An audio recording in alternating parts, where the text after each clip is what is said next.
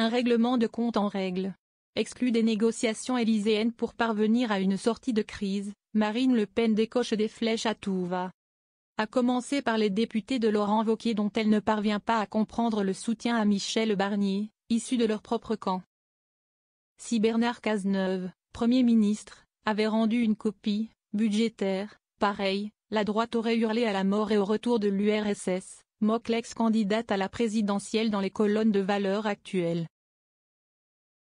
Des pierres abîmées pour faire tenir la droite ensemble. Le budget présenté par le locataire de Matignon, désormais démissionnaire depuis l'adoption d'une motion de censure la semaine dernière, cochait en effet plusieurs des lignes rouges évoquées par la droite ces derniers mois. Laurent Wauquiez, président des députés LR, avait proposé cet été un pacte législatif avec Emmanuel Macron à la condition de ne pas augmenter les impôts ni de toucher aux pensions des retraités.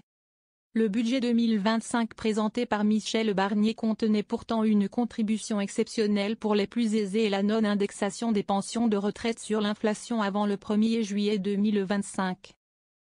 De quoi faire dire à Marine Le Pen que le ciment de LR, c'était la victoire à la présidentielle et que sans cela il ne reste que des pierres abîmées pour faire tenir le ciment. Le chef du gouvernement, soucieux de faire tenir sa coalition, a pourtant fini par lâcher du lest, que ce soit sur la révalorisation des retraites, au soulagement des LR ou sur la baisse du remboursement des médicaments de 5%, casus belli pour Marine Le Pen. Barnier, victime du chantage de sa majorité. Le Premier ministre avait également accepté d'annuler la hausse des taxes sur l'électricité et de largement modifier l'aide médicale d'État, deux autres demandes du RN pour ne pas le censurer. Là, ses troupes ont voté son renversement. Conclusion du locataire de Matignon le 3 décembre dernier sur TF1 et France 2, Marine Le Pen a essayé d'entrer dans une sorte de surenchère. Faux, répond en substance la représentante du RN. Je crois, en réalité, que Michel Barnier a été victime du chantage de sa majorité, qui le soutenait comme la corde soutient le pendu. Pour eux, il ne faut jamais rien concéder au RN, rien. La députée du Pas-de-Calais dans cette logique explique ne pas voir de différence fondamentale entre Laurent Wauquiez et Gabriel Attal. Leur mariage m'apparaît comme une évidence.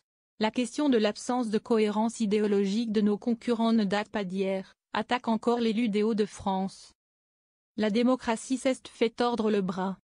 Quant au fait qu'Emmanuel Macron assure désormais que personne ne veut redonner la main au RN dans le futur gouvernement. Comme l'ont rapporté plusieurs participants à la réunion à l'Élysée mardi soir, Marine Le Pen juge que la démocratie s'est fait tordre le bras. Si le processus démocratique avait été respecté, nous aurions en ce moment même une majorité à l'Assemblée. Critique l'élu qui ne digère pas que des candidats NFP se soient retirés au second tour en cas de risque d'élection d'un RN.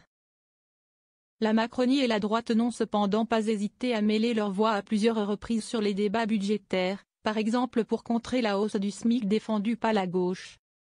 Pas de quoi abîmer l'image de Marine Le Pen. Un sondage IFOP publié ce 10 décembre la donne à 38% au premier tour si l'élection présidentielle était organisée ce dimanche, un record.